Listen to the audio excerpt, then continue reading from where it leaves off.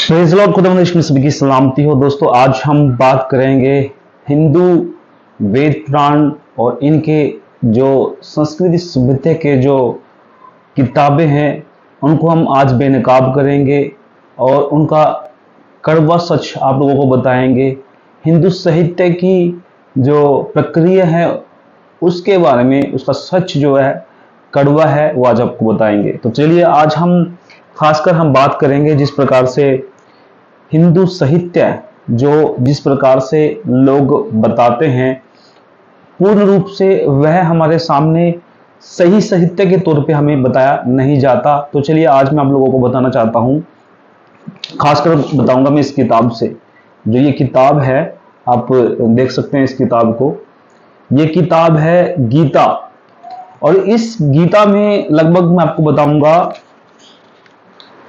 भाग पहला, और इसमें शब्द जिस प्रकार से शब्द दिए गए हैं, भाग पहला, और इसके अंदर आप देख सकते हैं मैंने पूरे टिक लगाए हुए हैं। आप देख रहे होंगे पूरे टिक लगाए हुए हैं, और ये टिक इनमें क्या क्या बताया गया है विस्तार से आपको पढ़ के भी सुनाऊंगा। और थोड़ा वीडियो जो है लंबा होने वाला है, और वीडियो शुरू करने से पहले मेरे चैनल को सब्सक्राइब करें, लाइक करें, शेयर जरूर करें। और इस साहित्य के बारे में प्रॉपर तरीके से मैं आपको नॉलेज दूंगा, और जो कुछ छूट गया है उसे आप सर्च भी कर सकते हैं, गूगल पे सर्च कर सकते हैं, और प्रॉपर तौर पे जो भी आपको मालूम है वो भी आपको सर्च कर सकते हैं। डेफिनेटली वो राइट है कि नहीं है तो वो कर सकते हैं। चलिए हम शुरुआत करते हैं। तो पहला जो शब्द है, पहला साहित्य है जो इसके अंदर, गीता के अंदर, गीता ज्ञान अमृत है। तो इसके अंदर लगभग श्री भगवत गीता का ज्ञान जिस समय सन 2012 से लेकर 5550 ईस्वी पूर्व बोला गया, यानी 2012 से तक जो है 5500 ईस्वी से लेकर 2012 तक बोला गया, उस समय कोई धर्म नहीं था। बताओ, इसके अंदर उस समय कोई धर्म नहीं था। 5500 ईस्वी तक लेकर के और 2012 तक कोई धर्म नहीं था। ये कहता है हिंदू धर्म यानी आदि शंकराचार्य द्वारा चलाई गई 5 देव उपासना वाली परंपरा को अपनाने वाले हिंदू कहे जाने लगे। यानी शंकराचार्य जी की जो 5 हिंदू प्रक्रिया थी, 5 हिंदू उपासना थी, जो इन्होंने 5 पंडित जो बिठाए थे, इन्हें अलग अलग तरीके के जो आज जिस प्रकार जो है प्रचार हो रहा है हिंदुओं का, तो ये प्रचार कैसे फैला उस पर भी हम विस्तार से बात करेंगे। तो यहां हम बताया गया है, मैं एक पढ़ रहा हूं साथ साथ में आप लोगों के साथ, जो 5 देव उपासना वाली परंपरा को अपनाने वाले, 5 उपासना वाली परंपरा को अपनाने वाले हिंदू कह जाने लगे। इस जो 5 परंपराएं हैं इनकी, इनको जो मानने वाले हैं वह हिंदू कहलाने लगे। तो वास्तव में यह सनातन पंथ है, इसको ही सनातन पंथ कहते हैं। ये कहते हैं जो लाखों वर्षों से चला आ रहा है, उस हिंदू धर्म की स्थापना आदि शंकराचार्य जी ने सन 2012 से लेकर 2500 वर्ष पूर्व की थी। यानी 2500 ईस्वा पूर्व से लेकर 2012 तक इसकी जो है स्थापना की गई थी। और आगे बताया गया आदि शंकराचार्य जी का जन्म ईसा मसीह से 508 वर्ष पूर्व हुआ था। यानी ईसा मसीह से 508 वर्ष पूर्व पहले, तो 508 साल पहले हुआ था, ये कहता है इसके अंदर। तो आगे जो बताया गया है इसमें, 8 वर्ष की आयु में उन्हें उपनिषेदों का ज्ञान हो गया था। ये सरासर बकवास है, ये झूठ है, अनलॉजिक बातें हैं। 8 साल के बच्चे को ज्ञान नहीं होता, ये बात सच है। अगर 8 साल के बच्चों को एक क्वेश्चन याद करवा दिया जाए तो क्या वो याद कर लेगा? बिल्कुल भी नहीं कर पाएगा। आजकल बच्चे देखिए, हिंदी पढ़ना नहीं आता। आज 2025 में बच्चों को, 8 साल के बच्चों को हिंदी इंग्लिश पढ़ना नहीं आता, और ये कह रहे हैं कि 8 साल के अंदर उपनिषेदों का ज्ञान हो गया था। बताओ, ये अनलॉजिक बातें। 16 वर्ष की आयु में आदि शंकराचार्य जी ने एक वृत्त साधु से दीक्षा ली जो गुफा में रहता था, कई कई दिन बाहर नहीं निकलता था। उस महात्मा ने आदि शंकराचार्य जी को बताया कि जीव ही ब्रह्म है, अयम आत्मा ब्रह्म है का पाठ पढ़ाया तथा चारों वेदों में यही प्रमाण बताया। लोगों ने आदि शंकराचार्य जी से पूछा कि यदि जीव ही ब्रह्म है तो पूजा की आवश्यकता क्या है? जीव ही ब्रह्म है ये जीवन ही परमात्मा है। और आगे बताया गया, जिसमें बताया गया जिस प्रकार आप भी भरा हम भी भरा, यानी आप भी भरा हम भी भरा, भरा का अर्थ परमात्मा, आप भी परमात्मा हम भी परमात्मा। इस प्रश्न से आदि शंकराचार्य जी को असमझ में पड़ गए। आदि शंकराचार्य जी ने अपने विवेक से कहा कि श्री विष्णु श्री शंकर की भक्ति करें। ये कितना कितना मतलब झूठ है, इन्होंने इतना झूठ लिखा है इसके अंदर अनलॉजिक बातें हैं कि विवेक से कोई भी परमेश्वर को पूज नहीं सकता, ना ही उसकी मूर्ति को बना सकता है, ना ही उसको बना सकता है, ना ही किसी चीज को बना सकता। आप बताइए, परमेश्वर को किसी ने देखा है?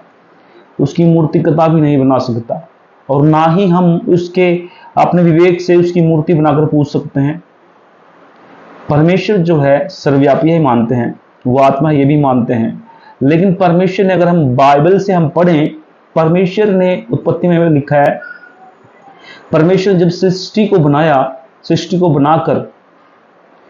बनाकर के जो छठवें दिन जो है सब कुछ बनाया, सातवें दिन परमेश्वर ने विश्राम किया, और जब देखा कि सही है, सब कुछ बिल्कुल बढ़िया है, तो परमेश्वर ने जीव जंतु को बनाकर, सब कुछ बनाकर जो है बनाया। तब मनुष्य के सृष्टि करके जो है परमेश्वर देखा, नर और नारी को बनाया वहां अपने स्वरूप में, वहां लिखा है अपने स्वरूप में।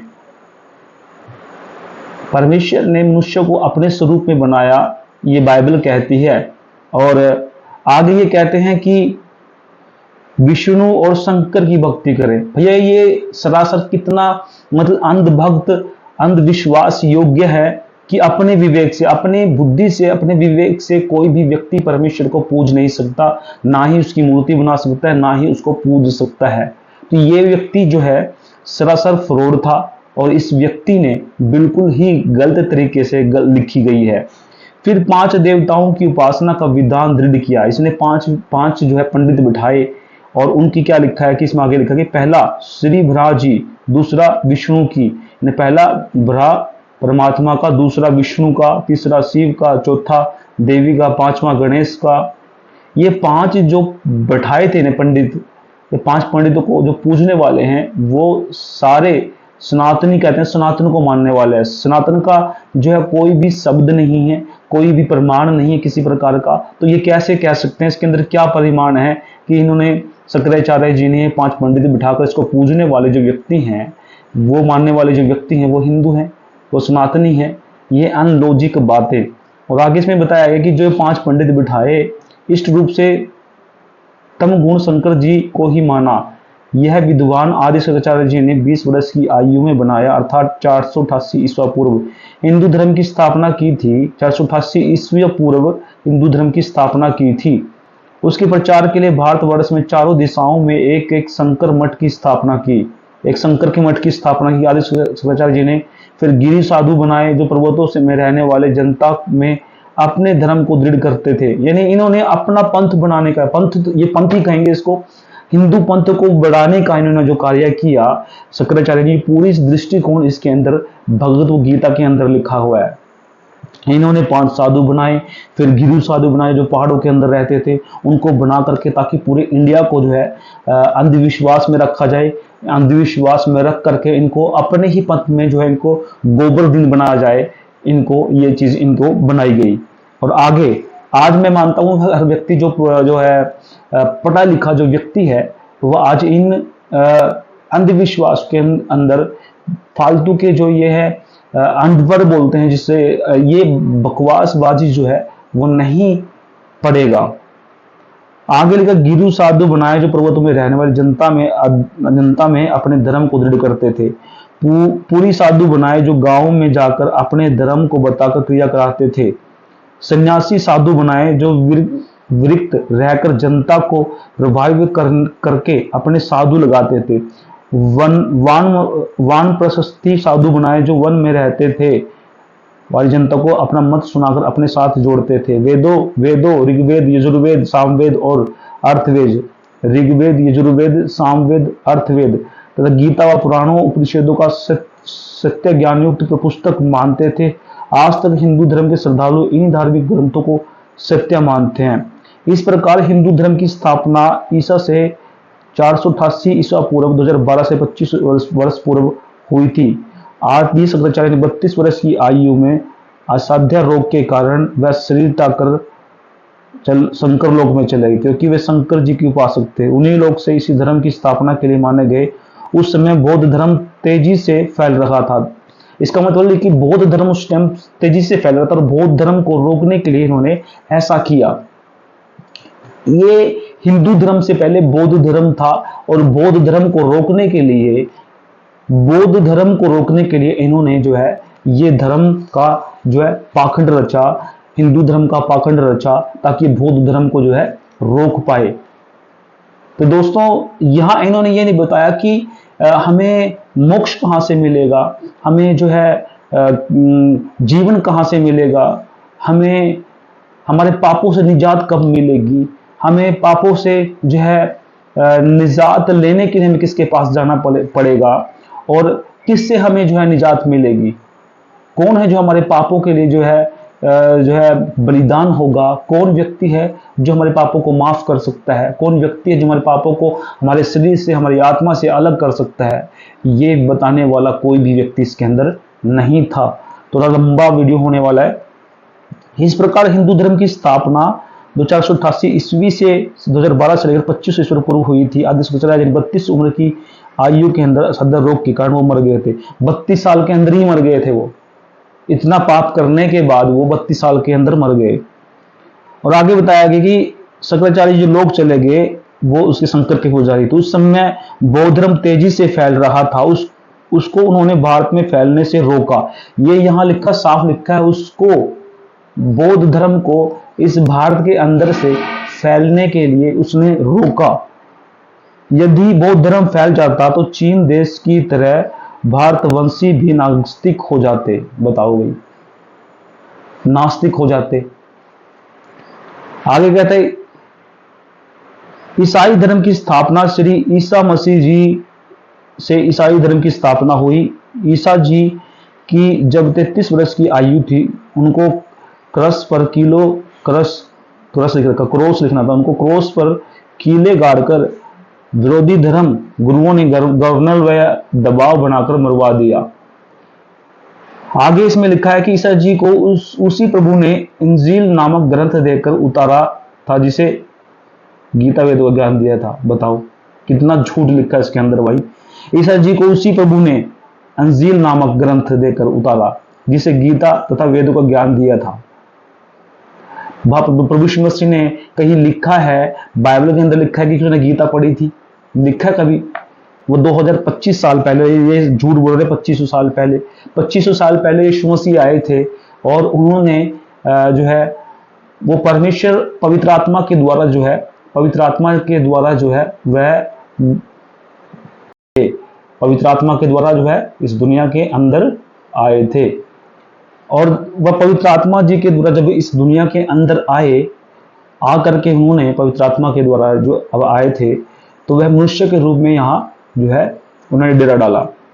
तो यहाँ साफ लिखा है कि ये बिल्कुल झूठ है, शून्य है, जीरो है। यीशु मसीह ने कभी भी किसी हिंदू ग्रंथ को कभी नहीं पढ़ा और ना ही वो पढ़ना चाहते थे।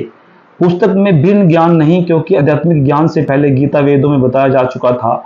वह किसी धर्म विशेष के लिए नहीं, वह गीता तथा वेदों वाला ज्ञान मानव मात्र के लिए है। बताओ, बताया इसने, लिखा इसने और यीशु मसीह ने पढ़ा। ये सारा झूठ इसके अंदर लिखा गया है, विशेष के लिए नहीं। वह गीता तथा वेदों वाला ज्ञान मानव मात्र के लिए। ईसा जी के लगभग 600 वर्ष पश्चात हजरत मोहम्मद जी ने इस्लाम धर्म की स्थापना की। मोहम्मद जी को पवित्र कुरान और शरीफ ग्रंथ की उसकी परमात्मा ने दिया था। इसमें भी भक्ति विधि संपूर्ण नहीं है। अच्छा, इनके उसमें है संकेतित, क्योंकि भक्ति का ज्ञान वेदों गीता में बता दिया था, इसीलिए कुरान और शरीफ ग्रंथ में पुनः बताया अनिवार्य नहीं था। जैसे गीता अध्याय 4 श्लोक में 34 में यजुर्वेद में लिखा है, 40 मंत्र 16 में कहा गया है कि पूर्ण परमात्मा जिसने सर्व सृष्टि की रचना की है, उसके विषय में किसी तत्वदर्शी संत से पूछो, वे ठीक ठाक ज्ञान तथा भक्ति विधि बताएंगे। इनको छोड़कर परमात्मा किसी और से पूछें कि भाई परमात्मा कौन है। इतना बकवास इसके अंदर लिखा है। उसके विषय में किसी तत्वदर्शी संत से पूछो कि ठीक ठाक ज्ञान तथा विधियां बताएंगे। जो संत उस पूर्ण परमात्मा का ज्ञान जानता है तो वह सत्य साधना की साधना भी जानता है। बाइबल ग्रंथ का ज्ञान भी गीता ज्ञान दाता ने ही दिया था। बताओ, बाइबल का ज्ञान भी गीता ज्ञान दाता ने दिया था। अब इसमें बताया गया है जो जो ये गीता लिखी है, गीता शुक्राचार्य जी के द्वारा लिखी गई है, इसके रचनात्मक में ये थे और पढ़ने वाले यीशु मसीह थे। ये कैसे संभव हो सकता है? 2500 साल पहले ये धर्म ग्रंथ आया था, उसी समय यीशु मसीह पैदा हुए थे, क्या उससे पहले लिख दी थी ये? इसमें झूठ, सब कुछ झूठ लिखा हुआ है। और आगे लिखा हुआ है इसके अंदर, बाइबल ग्रंथ 3 पुस्तकों का संग्रह है। बताओ, इसके अंदर दो ग्रंथ लिखे हुए हैं। पहली पुस्तक जो है पुराना नियम और नया नियम, इसके अंदर 3 बता रखा है। जबूर, तौरात, इंजील। बाइबल ग्रंथ के उत्पत्ति ग्रंथ में प्रारंभ में ही लिखा है कि परमेश्वर ने मनुष्यों को अपनी सूरत अर्थात स्वरूप में के अनुसार उत्पन्न किया, नर नारी करके उत्पत्ति की, 6 दिन में सृष्टि की, रचना करके परमेश्वर ने 7वें दिन विश्राम किया। तो ये बाइबल के अंदर लिखा है, इसके अंदर तो लिखा है नहीं। इन्होंने बाइबल से कुछ आयतें उठाई, बाइबल से कुछ आयतें उठाई और उठा करके जो है इन्होंने ये चीज लिखी। और उसके बाद कहा कि यीशु मसीह को तो इन्होंने पीछे कर दिया और आप आगे हो गए। तो इन्होंने सारे ग्रंथों को दबाकर अपने ग्रंथ को ऊंचा करने के लिए जो है इन्होंने ये चीजें लिखी, और ये सारी चीजें जो है अनलॉजिक हैं। आगे लिखा है कि कुरान शरीफ, पुस्तक कुरान शरीफ में सूरत फुरमानी नंबर 25 आयत नंबर 52 से 59 में कहा कि अल्लाह कबीर को अल्लाह बना दिया, 6 दिन में सृष्टि रची, फिर ऊपर आकाश में तख्त सिंहासन पर जा विराजा। उस परमेश्वर की खबर किसी बहा खबर अर्थात तत्वदर्शी संत से पूछो। कुरान के लेख से स्पष्ट है कि कुरान शरीफ का ज्ञान दाता भी उस पूर्ण परमात्मा अर्थात अल्लाह अकबर कबीर के विषय में पूर्ण ज्ञान नहीं रखता। बताओ, कुरान शरीफ जो अकबर है वो भी पूरा ज्ञान नहीं रखता, ये ज्ञान रखते हैं वो सारा, ये ज्ञान वो रखते हैं। कुरान शरीफ की सूरत 42 की प्रथम आयत में उनकी 3 मंत्रों का संकेतित ज्ञान है, जो गीता अध्ययन 17 श्लोक 23 में है। कहा है कि ब्राह्मण अर्थात सच्चानंद घन ब्राह्मण की भक्ति के ऊंच तत्सती नामक स्मरण करो। भैया ये ज्ञान है, इसका बकवास ज्ञान गीता का है, गीता भगवत का। इसमें सब कुछ बकवास लिखकर सारी आयतें उठाई गई हैं इन्होंने, और ये आगे अब भगवत गीता, वो गीता थी, ये भगवत गीता। अब इसके अंदर सारा जो ज्ञान मैं आपको बताऊं, इसके अंदर 3 वस्तुओं का ज्ञान बताया गया। इसमें काफी चीजें बताई गई है इसके अंदर। मैं इसमें प्रॉपर तरीके से स्टडी नहीं कर पा रहा हूं क्योंकि संस्कृत मेरे को आती नहीं है। तो इसमें काफी चीजें ऐसे हैं जो इसमें भी अनलॉजिक है। अब ये व्यक्ति जो है ये व्यक्ति 1600 कुछ, लगभग 1600 कुछ रानियां थी इसकी, और वो रानियां जो है ये रखता था। अब ये बताइए कोई परमात्मा कैसे हो सकता है इतनी रानियां रखकर? परमेश्वर ने हर मनुष्य को, हर जो लोग हैं, हर एक व्यक्ति को अपने स्वरूप में परमेश्वर ने रचा, और मनुष्य की पसली से निकालकर परमेश्वर ने क्या किया, जो है मनुष्य की पसली निकालकर परमेश्वर ने क्या किया, नारी बनाई, जिसे हम बोलते हैं आदम और हवा। आदम की पसली निकालकर परमेश्वर ने मांस और लहू से उस हड्डी को जो है हवा को बनाया, नर और नारी करके बनाया। और जब परमेश्वर ने बनाया तो वो आपको पता ही है परमेश्वर ने अपने स्वरूप में रचा। अब ये लोग कहते हैं कि जिसने शुक्राचार्य जी ने ये लिखा, शुक्राचार्य जी इतना बकवास लिखा, आज हर व्यक्ति जो है अनलॉजिक बातें बिल्कुल भी नहीं सुनेगा। अब बहुत सारे बाबा कहते हैं कि गाय के गोबर से जो गेहूं निकलती है, उस गेहूं से धोकर जो आप खाएंगे तो बच्चा पैदा हो सकता है या हो जाएगा।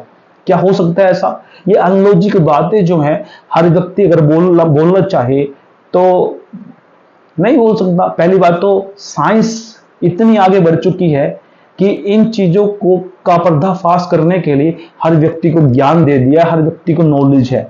दूसरी बात, इसने जो है 5 पंडित बिठाए अलग अलग तरीके के, अपना जो है ज्ञान देने के लिए। अब इन लोगों को अधिकार है कि ये प्रचार करें।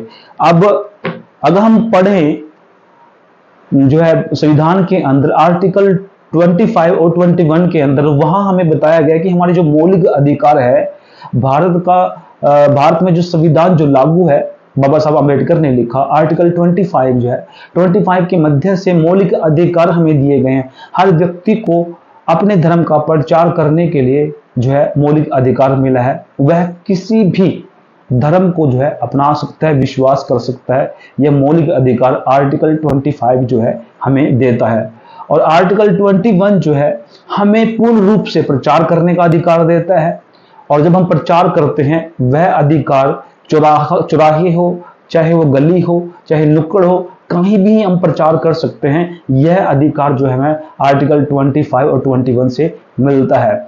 फिर ये जो है, ये जो अधिकार जो हमें संविधान देता है, इन मुल्कों को दबाने के लिए, यानी हमारी जो फ्रीडम को दबाने के लिए जो ये अनलॉजिक संघ बने हैं, राष्ट्रीय आरएसएस का जो संघ है, राष्ट्रीय संघ सेवा जिसे बोलते हैं, आरएसएस बोलते हैं, इसको जो है कैसे अधिकार मिला? क्या ये भारत की आत्मा को जो है मारते नहीं है?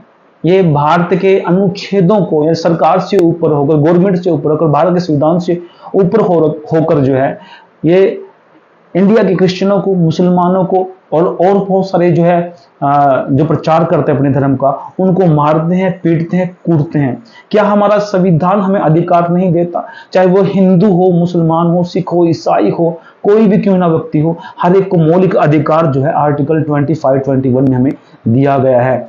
क्या उन मौलिक अधिकारों को हमें इस्तेमाल करने का अधिकार नहीं है? कुछ मौलिक अधिकार हमें जो है जन्म से ही मिलते हैं। आप किस जाति धर्म में पैदा हुए और आपको अधिकार देता है हमारा संविधान कि आप कहीं भी जाकर आप प्रचार कर सकते हो, वो सुने या ना सुने। अगर हम इन मौलिक अधिकारों को जो है हम जबरदस्ती करते हैं, हम कानून से बाहर होते हैं, आर्टिकल से बाहर होते हैं, तो तब हमारे पर कार्रवाई हो सकती है। मान लीजिए हम किसी अपने धर्म को मनाने के लिए, जबरदस्ती लाने के लिए हम उस पर दबाव डालते हैं, या हम उसको जो है जबरदस्ती करते हैं, तब हम उनका खंडन करते हैं और तब उनके हम जो है खिलाफ कार्य करते हैं। तब हम पर जो कानून एक्शन ले सकता है, पुलिस हम पर एक्शन ले सकती है, आईपीसी की कई धाराएं जो है हम पर लग सकती है। लेकिन अगर हम मौलिक अधिकार हमें दिया गया है जो है आर्टिकल 25 और 21 के मद्देनजर रखते हुए, तो क्यों हमें प्रचार करने से रोका जाता है? आप लोगों ने देखा होगा कि जब मैंने इस पुस्तक को जो है मैंने आपको बताया, और ये 2 पुस्तकें मेरे पास हैं, और ये बहुत सारी पुस्तकों को जो है मैं आप लोगों के सामने पेश करूंगा। और एक चैनल है, वो चैनल नेशनल कुछ जो है वर्ल्ड के नाम से है, रैशनल वर्ल्ड के नाम से चैनल है। वो हर एक ग्रंथ को एक्सपोज करता है और सही साहित्य के तौर पे ये बताया जाता है कि ये जितने भी अनलॉजिक ग्रंथ हैं, पहली बात तो इसके अंदर साफ साफ बताया गया कि ये जबरदस्ती है, ये जबरदस्ती है। इसके अंदर सारे ग्रंथों से लेकर के इन्होंने क्या किया, इसके अंदर लिख दिया। उसके बाद कहा कि जो पुस्तकें बाइबल और कुरान जो आई है वो इनके परमेश्वर ने दी है। इनका परमेश्वर तो कोई है ही नहीं, ये तो बल्कि बुद्धिस्ट के बाद है। बुद्धिस्ट जब देश में बुद्धिस्टों का प्रचार हो रहा था, तो उसके बाद ये आए हैं और इन्होंने अपना प्रचार उनसे सब ग्रंथों से लिखा, बाइबल से, कुरान से, सारी पुस्तकों से लिख करके अपना प्रसार लिखा, और उसके बाद उनको दबा दिया, कहा कि हम सबसे बेहतर हैं। तो ये बेहतर नहीं हो सकता। बेहतर तो केवल यीशु मसीह है, और यीशु मसीह बेहतर इसीलिए है क्योंकि परमेश्वर ने हमें अपने स्वरूप में रचा, और रच कर इस संसार में फूलों और फलों कह के हमें आशीष दी, बरकत दी। और आज संसार में हर एक व्यक्ति जो परमेश्वर को मानने वाला है, वह परमेश्वर विश्वास रखता है। और दूसरी बात, मैंने आज पढ़ा था जिस प्रकार से, मैं आपको बाइबल से कुछ बताता हूं। बाइबल में बताया गया था कि जिस प्रकार से जो आत्मा मान लेती है कि यीशु ही प्रभु है, और जो आत्मा नहीं मानती यीशु प्रभु नहीं है, वह मसीह विरोधी है, और वह जो है एंटी क्राइस्ट, यानी एंटी क्राइस्ट कह सकते हैं उसको, और वो कह सकते हैं कि वही मसीह विरोधी की आत्मा है। तो चलिए हम पढ़ते हैं, एक जगह हम देखते हैं।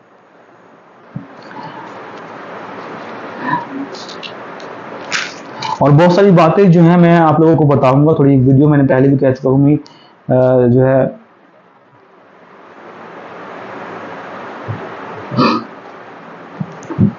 आप लोग बहुत सारे जो है बातों को समझते होंगे, बहुत सारी बातों को जानते होंगे कि मसीह यीशु हमारे लिए आए थे, हम सब के लिए आए थे, और वह हमारे लिए जो है क्रूस पर चढ़ाए गए, मारे गए, गाड़े गए और मुर्दों में से जिंदा हुए।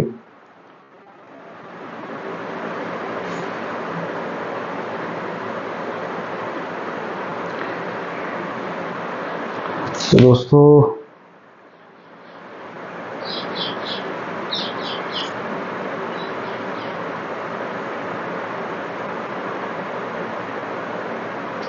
तो यहाँ हम देखते हैं कि पतरस के बारे में परमेश्वर ने पहले कहा था, प्रोफेसी हुई थी उसके बारे में। हम कह सकते हैं कि परमेश्वर ने पहले ही बताया था पतरस जो है 3 बार इनकार करेगा, और इनकार करने के बाद जो है इनकार करने के बाद जब पतरस जो है फूट फूट कर रोया कि यह विषय अलग है, इस विषय के बारे में फिर बात करेंगे, तो वो आज मुझे मिल नहीं रही कि आज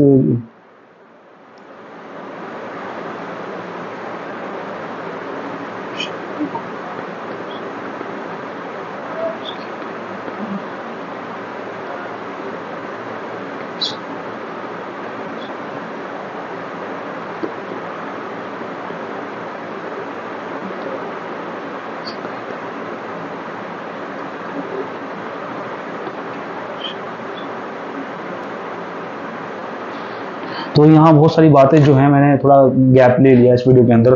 तो मैं बता रहा हूँ कि जिस प्रकार से इसके अंदर जो है कुछ तत्व ऐसे हैं जो आत्मा मान लेती है कि यीशु ही प्रभु है, वह परमेश्वर की ओर से है। जो आत्मा नहीं मानती कि यीशु प्रभु नहीं है, वह परमेश्वर की ओर से नहीं है।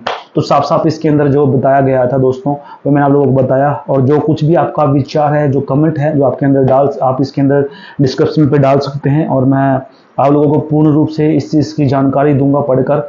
और यदि किसी व्यक्ति को लगा कि ये जो है आप झूठ बोल रहे हैं, तो वो प्रॉपर तरीके से जो है आप हमें जो है हमारे जीमेल पर अकाउंट पर आप हमें डिबेट करने के लिए आप जो है प्रेरित कर सकते हैं। हम आपके साथ जरूर रूप से जो डिबेट करेंगे, और डिबेट करने के बाद सही व्याख्या और सही बातें हम आपको बताएंगे। अगर आपको लगा कि ये जो बातें मैंने बताई है झूठी है, तो हमें झूठा साबित करें, और हम आप लोगों के लिए जो है बहुत सारी जो बातें जो हमने कही हैं वो प्रमाण करेंगे इस वीडियो के माध्यम से। अगर आप चाहते हैं कि सच्चाई सामने आए, तो जुड़े रहें हमारे साथ और इस चैनल के साथ। तो मिलते हैं नेक्स्ट वीडियो